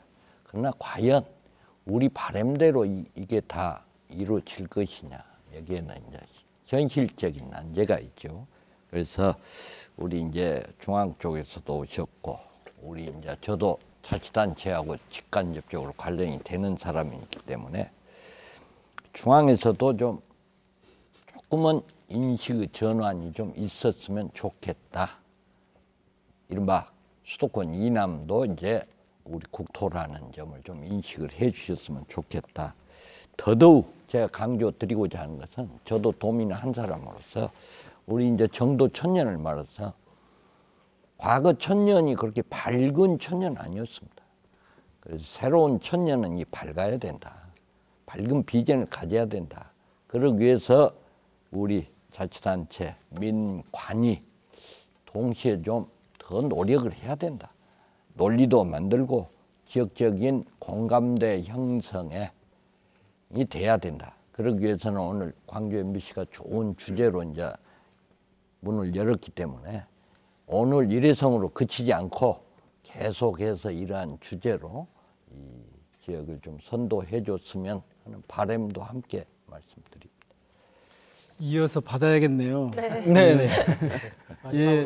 어쨌든 이 문재인 정부는 지금 말씀하신 대로 지역이 주체적으로 자치적으로 자기 역량을 최대한 발휘할 수 있도록 여러 가지 뭐 권한의 이양부터 시작해서 또 자치분권을 위한 제도적 장치들을 마련해가고 있습니다. 지금 딱 이거다 싶을 만큼 잘 들어오지 않아서 좀 아쉬움이 있으실 겁니다만은 조금 더 분발을 해보도록 하겠습니다.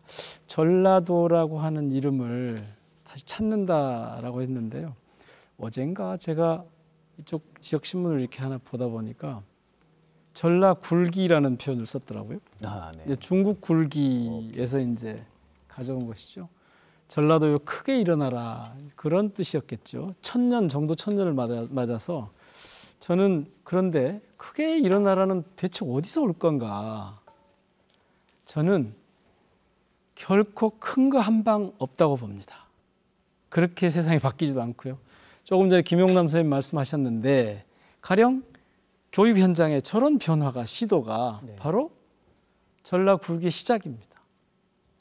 우리는 실제로 꽤 많은 자산을 가지고 있습니다. 광주라고 하는 지역이 갖고 있는 역사적 경험, 특별한 역사적 경험이 오고 있는 자부심 같은 거, 높은 시민의식 같은 거 이런 것들을 가지고 있을 뿐만 아니라 항만도 있고 공항도 있고 나름대로 이 생명산업을 키워할 그런 토대도 있고 근래에는 무슨 지스트나 한전공대 같은 것들을 통해서 첨단 기술 같은 것도 또 에너지 산업, 뭐 자동차, 친환경 자동차 산업, 문화 콘텐츠 산업 이런 것들로 저는 방향이 제법 잡혀 있다고 봅니다.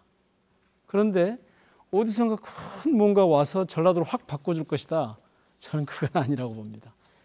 지금 말씀하신 것 같은 아이들에게 그런 교육 현장에서는 또 자치 현장에서는 시민들의 삶을 아주 가장 편리하게 바꿔갈 수 있는 그런 시도들, 그런 새로운 상상력과 이 새로운 천년에 대한 이 의지와 이 창의력 이런 것들이 바탕이 돼서